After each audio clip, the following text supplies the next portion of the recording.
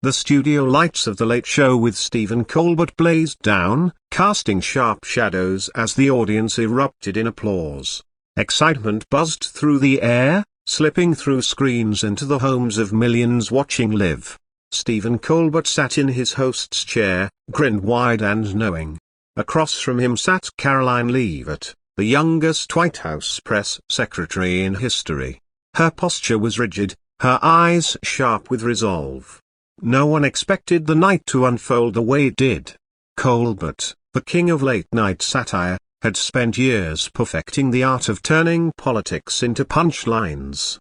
Leavitt, however, was cut from a different cloth, or Gen Z conservative with a razor-sharp mind and deep roots in the Trump political legacy. She wasn't there to play along. The crowd could feel the tension as Colbert leaned in, his voice smooth but laced with mischief. "Caroline, welcome," he began, pausing for the applause to die down. "Are you here to explain policy or just show us how to make viral MAGA videos?" Laughter rippled through the room, but Leavitt didn't blink. She tilted her head, lips curling into a tight smile. "I'm here to talk reality, Stephen, not just entertain a room full of people who already agree with you." The laughter faltered. A murmur of surprise spread across the audience. Colbert's eyebrow twitched, but he kept his composure. Years behind the desk had taught him how to handle tension. Cameras caught the audience shifting, some chuckling nervously, others leaning forward. He leaned in further, voice still playful but now probing. "Reality, huh? So, does that include all those press briefings where you dodged questions like a champ? Or is that performance art?" The audience chuckled again, clapping in rhythm. Leavitt sat taller, her gaze steady and locked. "Performance art," she replied, voice slicing through the noise, "is what you do. You sit here every night spinning everything into a joke.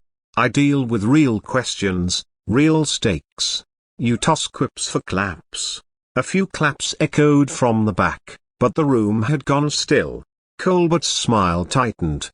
His fingers tapped the desk. "Hide?" he echoed. "Caroline, I've been exposing hypocrites and liars for decades, so including your boss. I don't need a podium to make a difference." The audience roared, clapping and whooping. Leavitt didn't budge. Arms crossed, eyes narrowing, she responded coolly. "Exposing? You mean mocking. You don't build anything, Stephen, you tear it all down. I stand for something. I fight for it. Every single day. You profit off cheap laughs." Colbert's fingers drummed faster. The tension was now thick, almost visible. He pushed back gently, leaning toward her with an edge. "Shine a light. Make people think. That's my job. You're defending someone who's been fact-checked more than my grocery list. Who's really in the ring?" The crowd laughed again, louder this time. But Leavitt's expression didn't shift. She unfolded her arms, resting her hands on the chair. "You cherry-pick what fits your narrative. I deal with the messy truther, the whole thing. You've got a script and a safety net. I've got a mic and a room full of skeptics. That's the ring I'm in." Applause rose again, stronger now. Colbert stopped tapping the desk. He recognized the shift. This wasn't a routine segment anymore. She wasn't just parrying as she was taking ground. He leaned in, smirking slightly, trying to steady the tone. "Well, Caroline," he said, "you make it sound like I'm just a jester dodging the guillotine. I've taken my swings. I've earned scars." "Scars?" She snapped back, voice rising. "You mean angry letters and bad press? I stand in front of cameras daily with the world waiting for me to fail. No edits, no script. Just me. That's not performance. That's pressure." The crowd gasped. Colbert's smirk faded. He planted his hands on the desk, steadying himself. "Okay, let's talk truth," he said, tone sharpening. "Your truth comes with a leash. You defend a man whose promises collapse under scrutiny. Who hurts the very people I speak to every night." The crowd roared. Leavitt's expression remained calm, almost eerie in its stillness. "You think you're reaching people, Stephen? You're preaching to a choir that already sings your tune. I face the hostile, the undecided every day. And those policies you mock, they've lifted lives you'll never meet. Murmurs spread. Some nodded, others frowned. Colbert sensed a crack. Lifted people? He said, disbelief in his voice. Tell that to the families still waiting. I don't mock, Carolina, I question.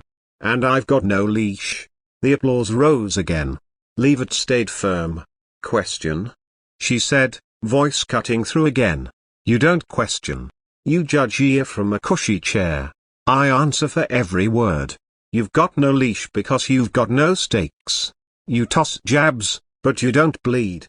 The room cracked with noisy claps, boos, cheers clashing.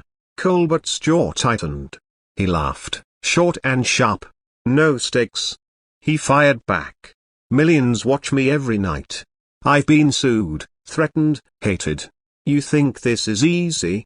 I'm in the game, Carolina, just not your game. And your boss? He'd toss you aside the moment you stop being useful. The audience jumped to their feet. But Leavitt didn't flinch. Threatened? She echoed. Try standing alone in that press room. No friends. No applause. I don't shield Anania, I fight for a vision. You're safe here. You never bleed for it. Again, the crowd split. Cameras zoomed in. Colbert's charm was fraying. He forced a smile. You're tough, Carolyn, he said. But if I'm so irrelevant, why come here? Laughter offered him a lifeline. Leavitt didn't blink. Because you mock what millions believe. You laugh at it. I live it. And I won't let you turn it into a punchline without a fight. This isn't your stage tonight, Stephen, it's mine. The audience erupted, some cheering her, others shouting for him. A man in the back yelled, she's taking him down. Colbert slammed the desk, raw frustration cracking his voice. Your stage? He growled. I built this night after night a questioning power, not bowing to it. Leavitt stood, her chair scraping back. Her voice boomed. I'm not bowing, I'm standing. You question power? I face it. No net. No edits. This is bigger than your desk. Colbert stood too, pointing as the roar swallowed his response. She turned and strode off, lights flaring behind her. Security moved in. Colbert slumped in his chair, stunned. The crowd was thunder. He ran a hand through his hair. Well, folks, he said, voice cracking, that's not how I saw tonight going. Scattered laughter met him. Divided loyalties echoed through the studio. He straightened. She's got fire, I'll give her that, a broken bar, but we're not done here. The words felt thin. Backstage, Leavitt's heels clicked against the floor as staff parted.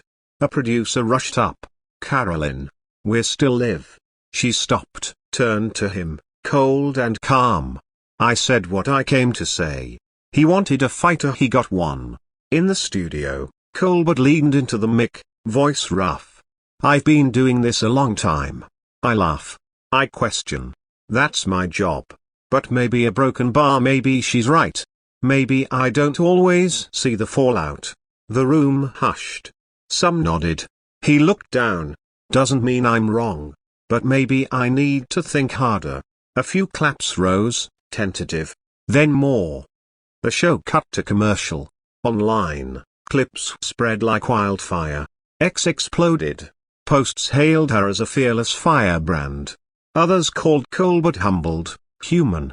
Headlines screamed Colbert faces toughest guest yet. A pundit said, she turned a comedy stage into a war zone. Backstage, Colbert sat in his dressing room, dilucent, staring at the wall. She's not wrong, he muttered. But neither am I. Meanwhile, Leavitt scrolled through reactions in the back of a speeding car.